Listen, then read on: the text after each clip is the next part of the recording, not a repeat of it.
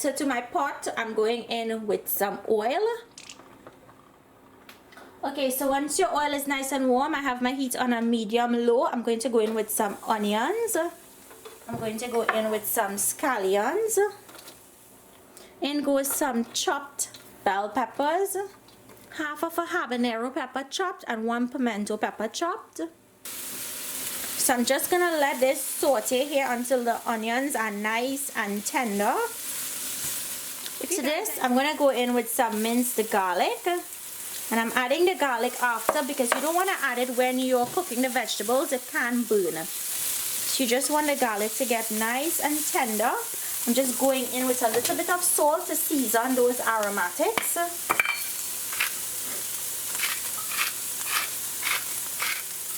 And give that a mix.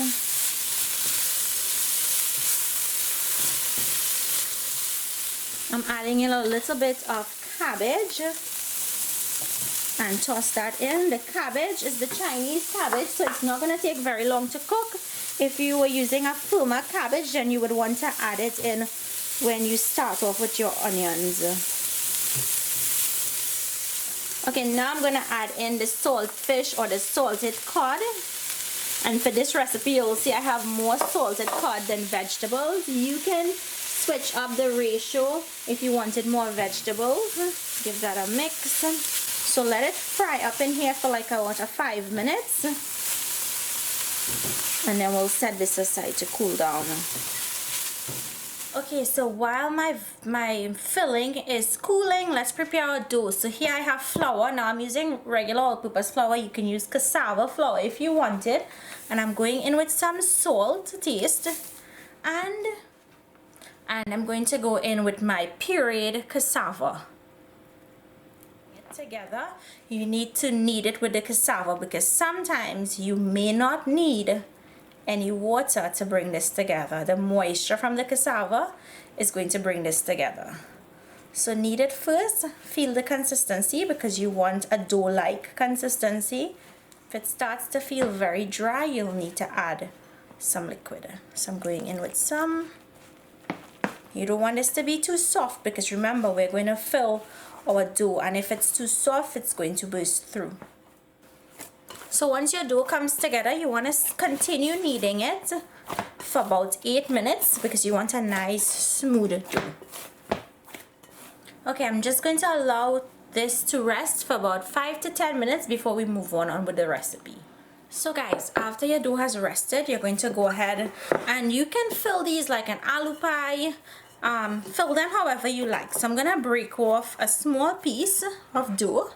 So we'll do this in pieces. I'm gonna flour my surface. I'm gonna make sure that it doesn't stick to your surface. So flour it liberally. And I'm gonna start opening out my dough. Now I'm going to open this out into of 1/4 inch.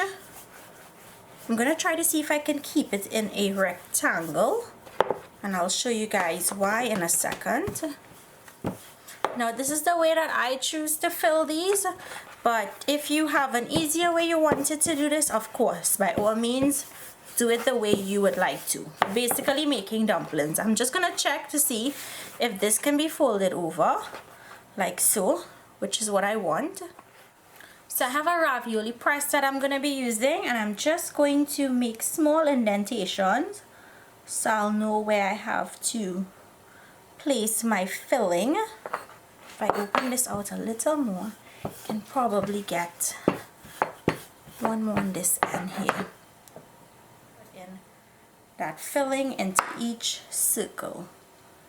Try and keep it on the inside of the circle. So all you have to do is fold over your dough and make sure that each portion is covered.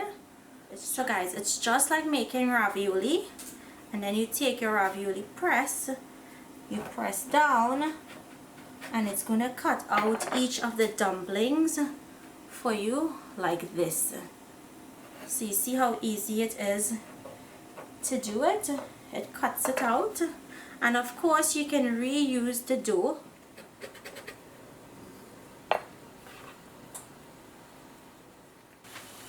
So guys, once your finish filling all of your dumplings or ravioli, we're going to place them into a pot of boiling water, and we're going to allow them to boil until the dumplings are cooked.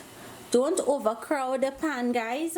Leave enough space in there because you don't want the water temperature to drop, but you also don't want to break apart your dumpling or ravioli. So I'm just going to allow these to cook for about 8 minutes, and then we'll drain them and set them aside. Okay, so I'm going to take these out now. They're done, and I'm going to continue boiling the rest of the dumplings. So guys, to finish this recipe, I'm starting here with some golden ray in this pot. I do have a recipe for my version of golden ray on the channel, but if you wanted to use butter or oil for this recipe, by all means you can. I'm going to go in with some sliced onions, some sliced bell peppers or sweet peppers goes in, some chopped peppers. I'm using some chili peppers chopped, and some shredded carrot goes in, along with some scallions, and I'm going to toss that. So guys, the golden ray does contain salt, but if you wanted to add a little bit of salt, you can go in with just a little bit to taste. And you're going to cook the vegetables to the consistency you would like it. I always prefer my vegetables tender crisp. Okay, now I'm going to go in with those dumplings that we boiled. And you want to be very gentle, and you're going to toss this. So I'm just going to let this fry up in here for about a minute.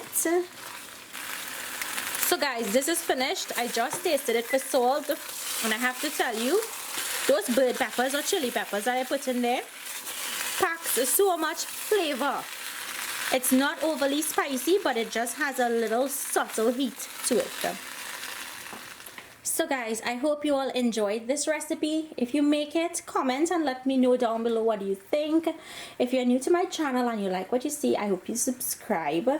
Thank you all so much for watching, and I will see you guys in my next video. Please remember to like and share this video. Bye!